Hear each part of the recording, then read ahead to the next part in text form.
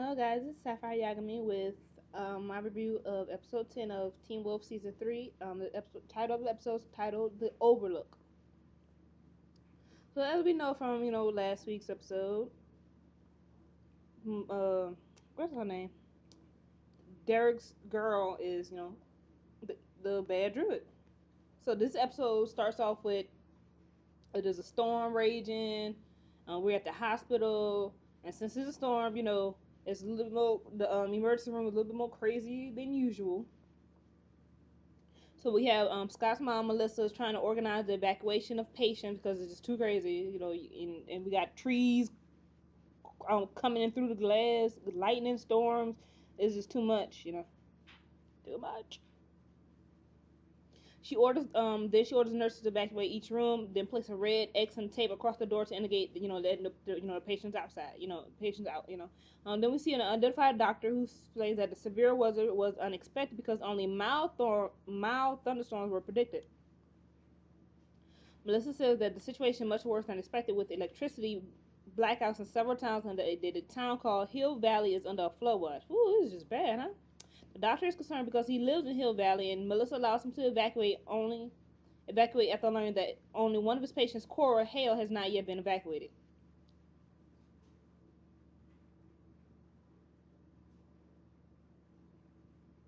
We see Peter Hale attending to his news, lying unconscious, and she's covered in sweat in one of the hospital treatment rooms. Peter is frustrated because she's not, she hasn't been evacuated, and Melissa hears him from the hallway and enters, explaining that the evacuation is ongoing. She then sees his face and is drawn up, short and shocked. Peter attempts to slip into rooms, limited shadows, but it's too late. Melissa expresses her shock that he's supposed to be dead, to which Peter responds, "I get that a lot, actually." Before they can say anything more, the machine monitoring Cora's vitals begin to start to beep, and she gasps for breath, sits up, and vomits a combination of black goo and mistletoe. Ugh. Then we have Jennifer rushing to their line. She's like, "Oh my god, I love you. I'm just so crazy." So she pretty much is trying to feign her ignorance right now. She's trying to act like she ain't the evil druid who's up in here killing all these people. So she's like, "Oh my god, Derek. Oh my god. I have to find you. I have to find you before they tell you. I gotta tell you first." And Derek's like, and he had this look on their face. He's like, she gonna sit here and lie on her face. It's kind of like that look on his face. So when she goes to kiss him, she pulls back, realizing that he already knows what happened at the school. And then we see Scott Styles coming out, and the band, pretty much, "What have you done with Sheriff Stilinski?" She starts to deny everything, and they're like, "Oh my god!" I'm like, my thing is, okay, you have been found out. Derek knows you lying. Scott Styles definitely know you lying, and you still gonna sit up and try to lie and say it's not me. So Scott then pulls out, says, Dean explains that the mistletoe is a poison and a cure. And Scott says that since Jennifer can use it, it can also be used against her. So he throws the power in the air, and Jennifer kind of does like this reverting back to her belly scarred and bald dark rock appearance. Then she goes back to her sexiness. And Derek just wolfs out and grabs his bra by her throat, about to choke her to death. And she's like, "Derek, stop!" And he's like, "Nah, nah, nah." Nah, nah, nah. I'm gonna kill you. I'm just gonna kill you. And then Scott was like, "Wait, no, we gotta find out what my dad is first." And because Derek's like literally trying to crush this woman's trachea and esophagus, because it's all up in your larynx and stuff. So then he really let go. She had to catch a breath, all that wolf strength on your trachea and stuff. So he gets a call from his Uncle Peter and says that Cora's, spitting up this black goo and mistletoe. And she says that y'all gonna need her. So they like, yeah, we really need you. No. All that drama. So back in so we don't have Derek in his car along with Jennifer. Says she's not helping him because she has to, but because she wants to. She explains that she can run, blah blah blah, and I just don't want to, and you guys need me, and she knows how to pretty much cure Cora. And Derek's just like, "Shut." So she's still talking. She's pretty much still talking, and Derek's just like, "Stop talking!" Like, shut up. He doesn't want to hear anything from you.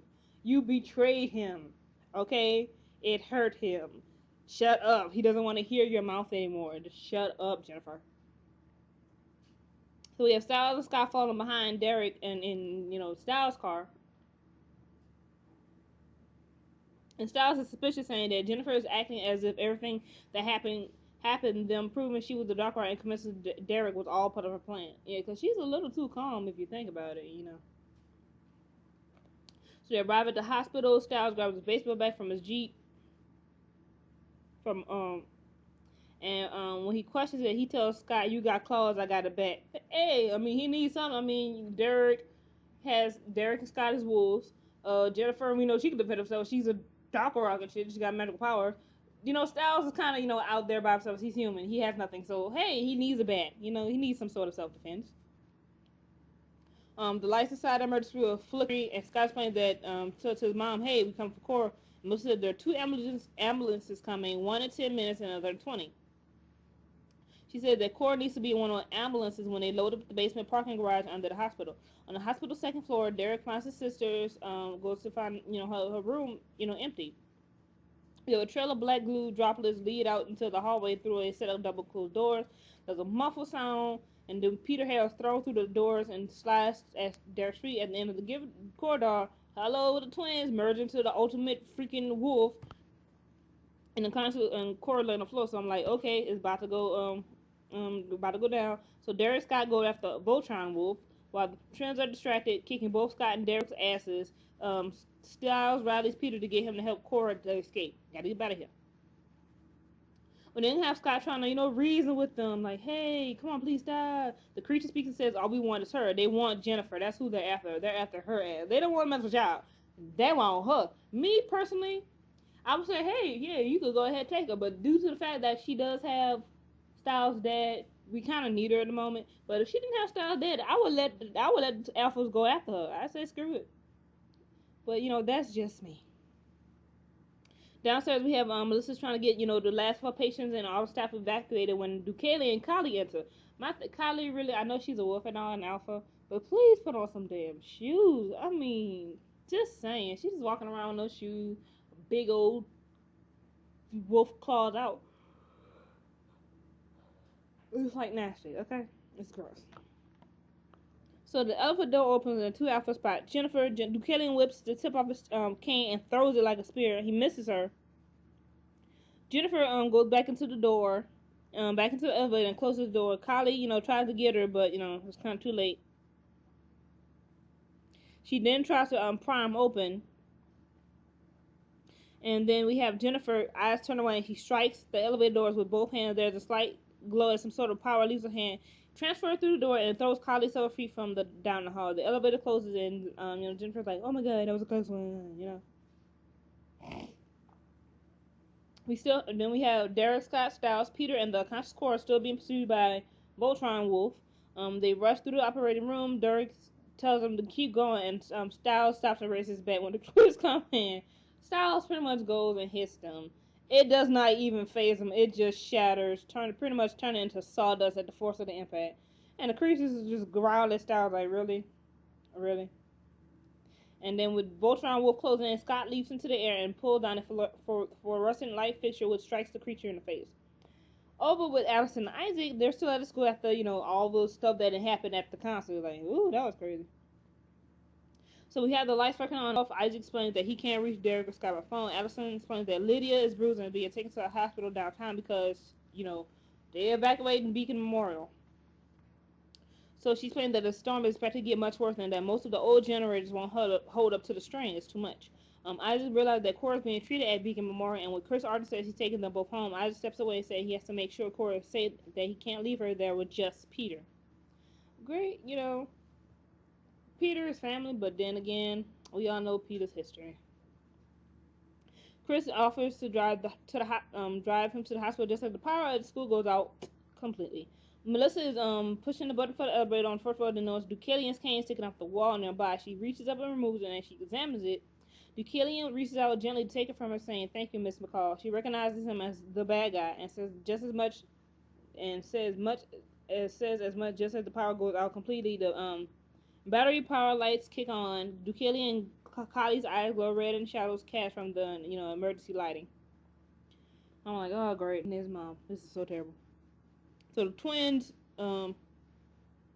de-transform and de-merge and whatever. Aiden is ticked off, and he says his brother hesitated, but Ethan says pull back and that there's a difference. He pulled back, there's a difference. Aiden complains that Derek and the others are protecting Jennifer Blake. He claims that she is using all the sacrifices to gain enough power to get rid of us. Well, given when I get to the part, given her reason why she wants to get rid of you, I would want to get rid of you too. Shoot, who can you blame a girl? I mean, she shouldn't be killing people, but still, she has a valid reason for her revenge. I'm just saying. Um, Derek's got Peter and Styles bring Cora into the operating room. They have lost, the twins. So Styles realizes they also left Jennifer Blake and begins to freak out a little bit. Derek tells him to shut up, pretty much be quiet, and off goes off on the Alpha.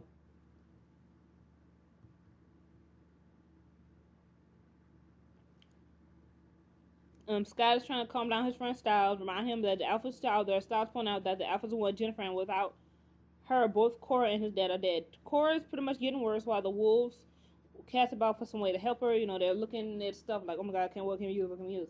We have Jennifer Blake returns and claims they can't help Cora. She promises to save Cora and tell them where Sheriff Celestia is being held, but only when she has escaped the Alphas in the hospital who want her dead. Derek rushes forward, ready to kill her, claiming she was trying to escape. She explains that she was trying to stay alive and can't be blamed for that. Styles points out that if she wants to convince them that she is one of the good guys, then she should hit Cora. Jennifer refuses again, saying she won't do it unless she's safe. I will choke this bro. Like, you gonna sit up here and help her? Screw this.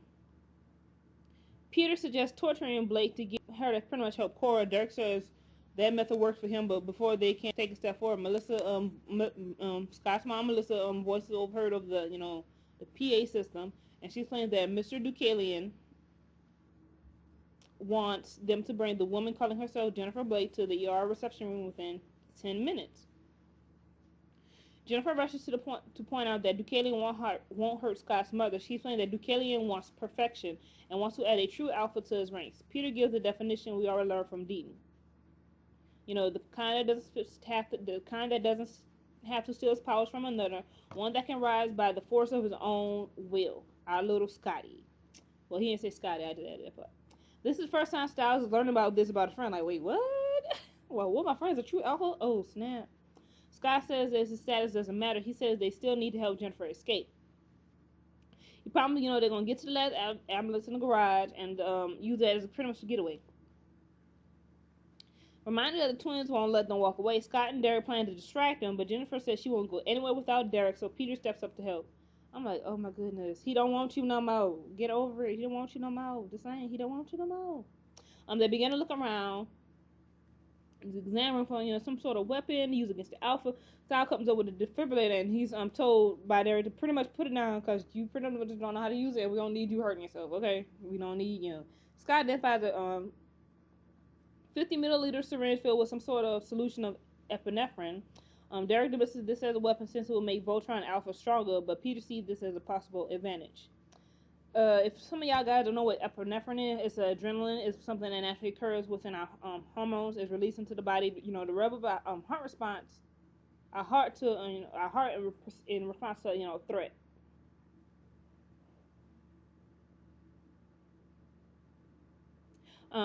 Back to the review. Peter steps into the hallway with the epinephrine syringe sticking out of his chest right over his heart. He is breathing hard and sweat pours down his face. He and Scott are able to distract the Alphas long enough for Derek, Jennifer, and Styles to get Cora to the basement. They find the ambulance waiting inside and horse Cora inside. Then they find the driver dead. Kylie's voice in an eerie sing-song echoes through the garage. I'm like, really?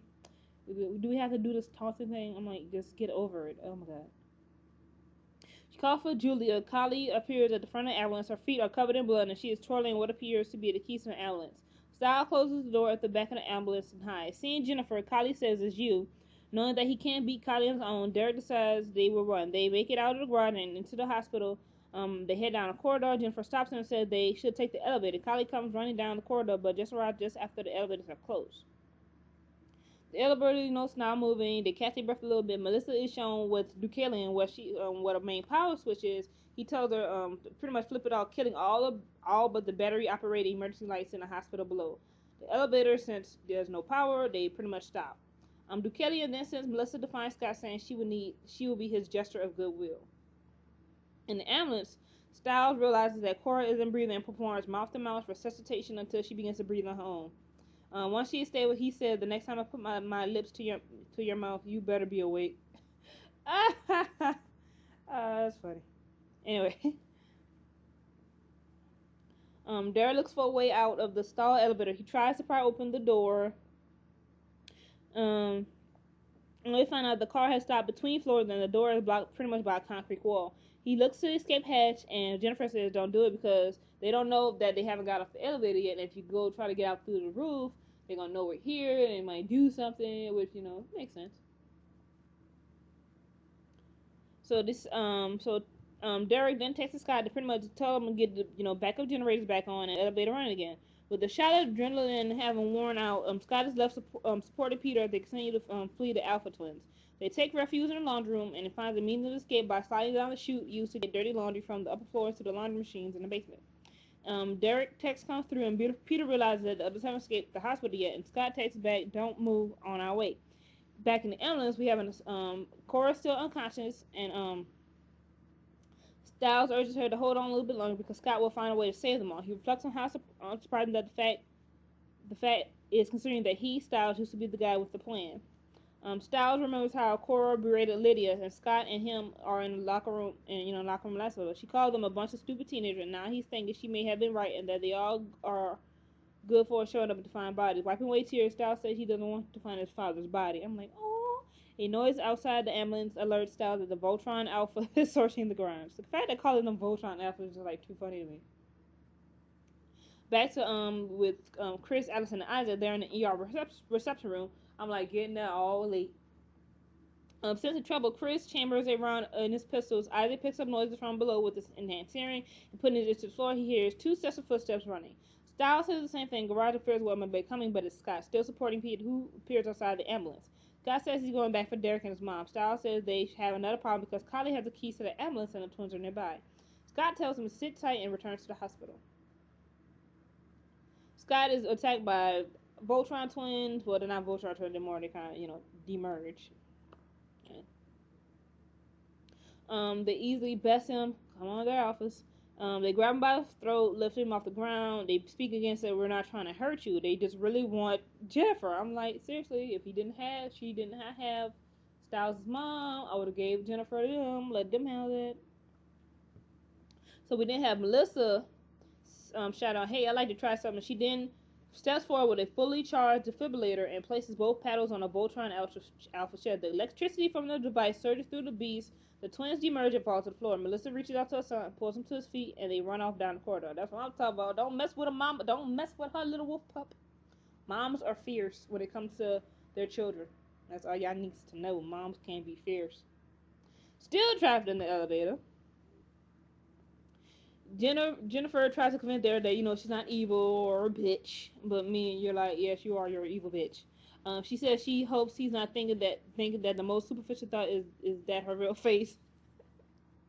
I mean, if he saw what you really look like, I'm pretty sure somewhere in his mind, even though Derek says he doesn't care, I'm pretty sure a part of mine now he knows what you really look like. Is like, God, man, which one is your real face? Because even I mean, seriously, he's still a guy to some sort of degree. He says he's over her and her stories, and Brenton says, pretty much, "I'm over you. Don't want you anymore." Back in the morgue, we have Kylie says Deucalion made a mistake by letting go of Melissa, saying that the head alpha has a soft spot for Scott. Deucalion encounters that he has an investment that he's trying to mature. He then turns to talk of soft spots back on Kylie, and turns out that Jennifer Blake is actually Julia Bakari and had been Kylie's Druid emissary back when she had a whole pack. So now we know a little bit more of Jennifer's history. Deucalion forced Kylie to pretty much kill Julia when she killed the rest of the pack. She seems to resent Deucalion for this, but he reminds her that she did it to be with Enos. Boy, I guess that's when they said when love conquers all. I guess they meant that. While Kylie severely injured Julia, she did not actually kill her. The Alpha says she wanted her beloved friend to have a peaceful death. Deucalion is unsympathetic, saying Kylie's moment of mercy has left them all vulnerable to the Dark Rock. much of the action is, we see it showing them black bag. Where we see Kali just like the girl's face is like if you see the movie Twilight, let me use an example. I think which one was it? It's New Moon when we see Sam's mate, and kind of way her face is scratched is like that, but it's a little bit worse than that. Like they messed this girl's face up. It's like she went out to jog out somewhere in California and got attacked by a cougar or a puma, whatever wild cats they have out in California. But they messed this girl face up. And if I were her, I'd be pissed off too. Like, you messed up my face, you attacked me, try to kill me. I'd be ticked off too, just saying.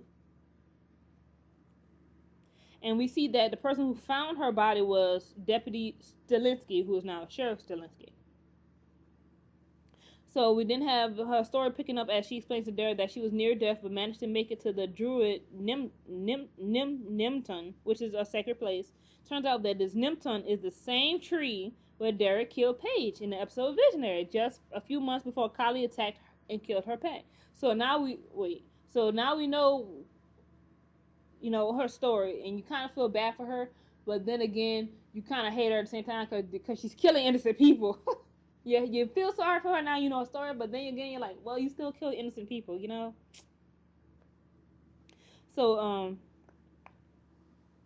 Paige's virgin blood had charged up the tree with enough power to keep Jennifer / Julia alive until help could arrive. Wow, that's what happened to Jennifer the blood?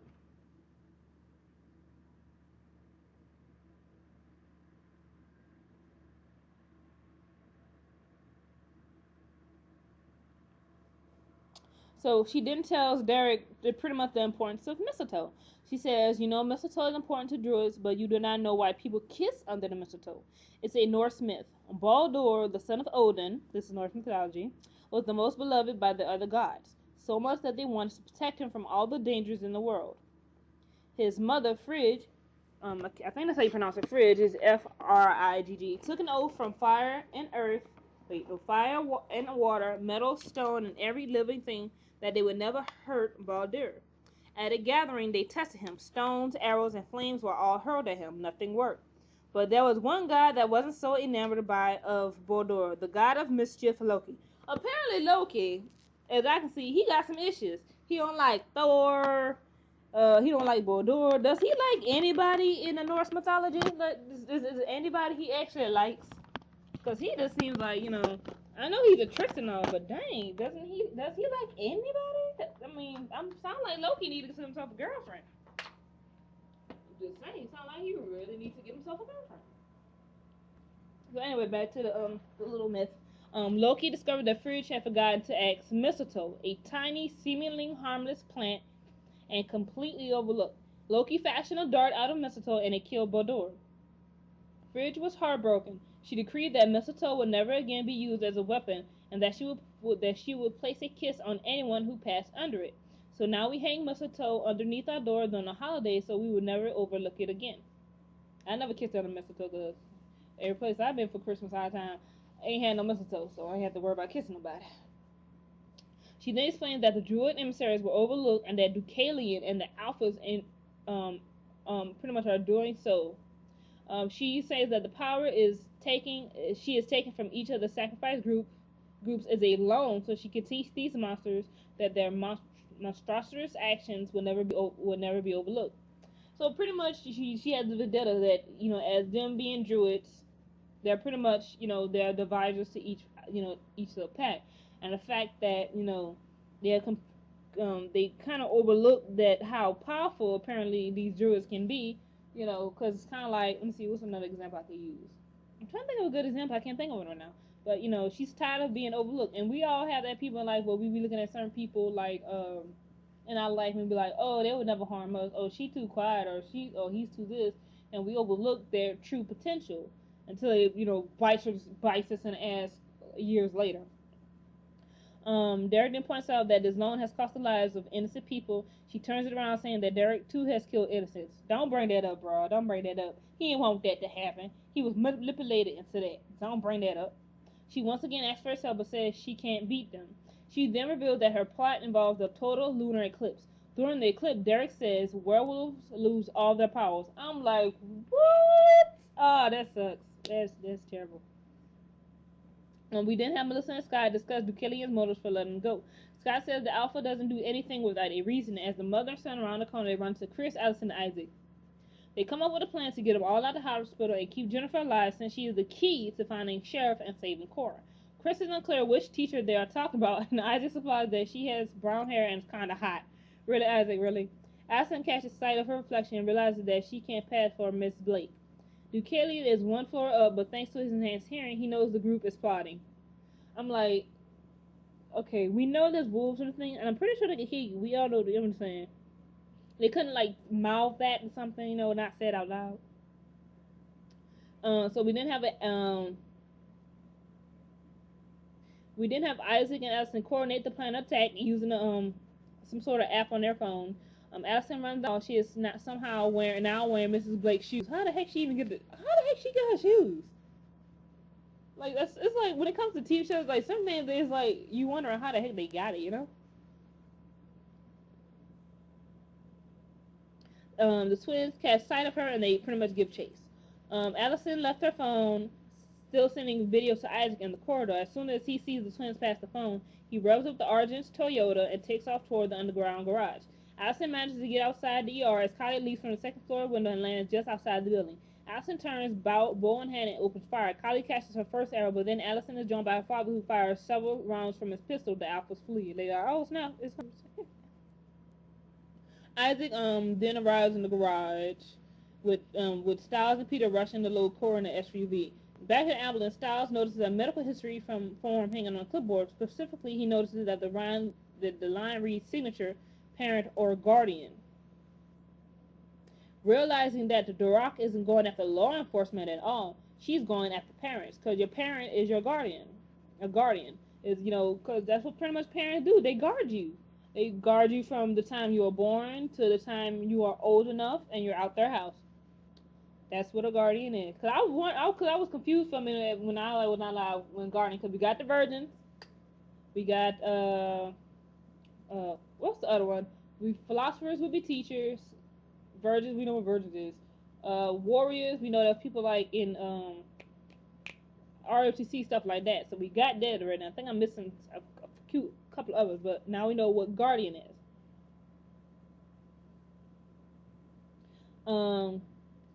With Derek and the they're still in the elevator, and as the lights come on, Derek pushes the button for the first floor, and in the shiny metal elevator doors, we catch sight of Jennifer / Juniper in her Docorock form. So back to Styles and them. Styles takes back off toward the hospital. Upstairs, Scott discovers an unconscious Derek lying in the elevator. Jennifer has escaped using the hatch in the car ceiling that she taught Derek out of using earlier. Isaac pulls the SUV in reverse and the backup camera pops on.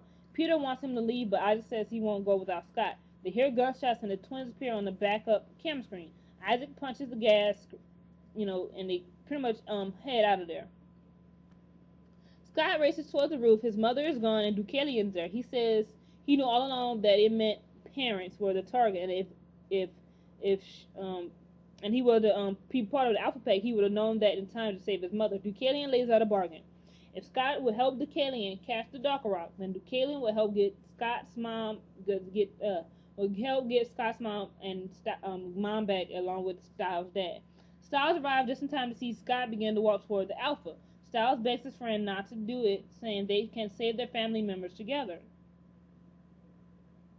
Scott says he has no choice but to take Deucalion's bargain. He vows to find Styles' dad and turns back to the Alpha. In the Druid Nimton, the basement with the huge tree growing up through the foundation that we saw in Visionary, Melissa and the sheriff are tied up. So now we know what Guardians is. Does she still need 3 of those? Because she has Sheriff Zelensky, she has Melissa McCall. Because I'm pretty sure she's doing all these things with 3. So who else parent would they need? Oh, she might need Allison's dad because he would be a guardian for Allison. So she would have to get Chris Argent. But I'm not sure. But would she be able to get him? Because he is a hunter after all. Anyway, now pretty much episode 10 of Teen Wolf. That was pretty much a good episode. So it's about to go down. We got like 2 more episodes left. Episode 11 and 12. Then Teen Wolf will be over for this season. So I want to know what your guys' opinion on this tonight's, well, not tonight, this episode. What you think about Derek and in his relationship now with Jennifer. The fact that now he knows her, her history and stuff, and that she's the Darker Rock. What do you think? What do you think Buchanan might do with Scott since he's now joined his pack? And what do you think that the parents may die, Ms. Melissa McCall and Sheriff Stilinski? And do you think that Jennifer might go after Allison's dad, Chris Argent? I just want to know you guys' opinions. So I will see you guys next Monday for the next episode of Teen Wolf. So comment, rate, and subscribe. Only if you want to. Bye.